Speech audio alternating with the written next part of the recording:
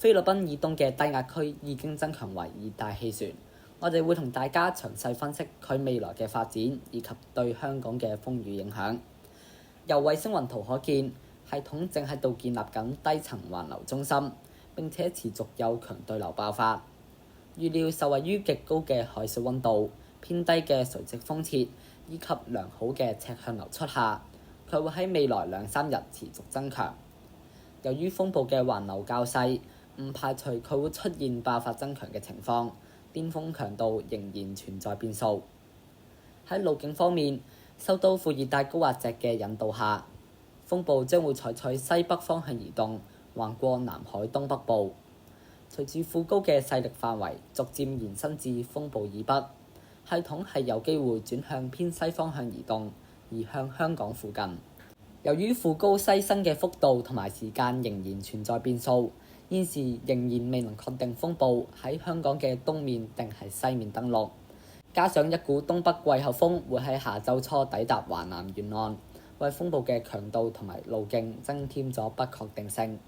由於風暴嘅環流較為細小，佢喺香港嘅東面定係西面掠過，以及掠港嘅最終距離，對香港嘅風雨影響會差天共地。如果風暴最後東登，受到地形屏蔽同埋可航半圓嘅效應影響下，香港嘅風力就會較細。但係如果風暴最終喺香港嘅南面掠過，西面登陸嘅話，香港就會受到比較當風嘅偏南風影響，風力往往會較大。但係隨住風暴移入南海，預料佢嘅移動路徑同埋登陸地點就會逐漸變得明朗。喺香港嘅風雨影響時間方面，預料未來2-3日天氣仍然酷熱，有幾陣驟雨。星期五稍後風勢增強，天氣轉差。星期六日香港離岸同埋高地會吹強風，有驟雨同埋狂風雷暴，雨勢有時頗大。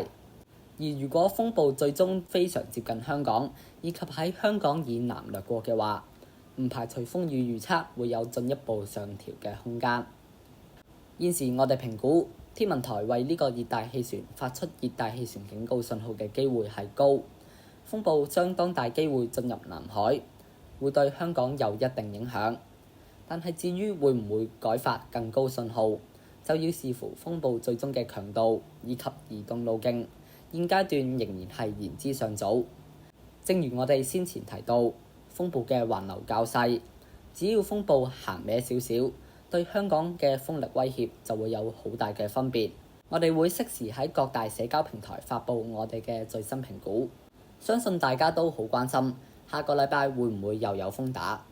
目前電腦模式預料，另外一個風暴有機會喺下個禮拜初進入南海北部，並移向華南沿岸，而且強度有機會較高。但係由於距離風暴襲港仍然係有大約1個禮拜，風暴路徑仍然存在一定分歧。我哋未來幾日會適時發布我哋對風暴嘅預測。而無論打唔打得成，大家都要注意海會有湧浪。星期四開始應該盡量遠離岸邊，以及停止所有嘅水上活動。今次風暴速報到此為止，下次再見，拜拜。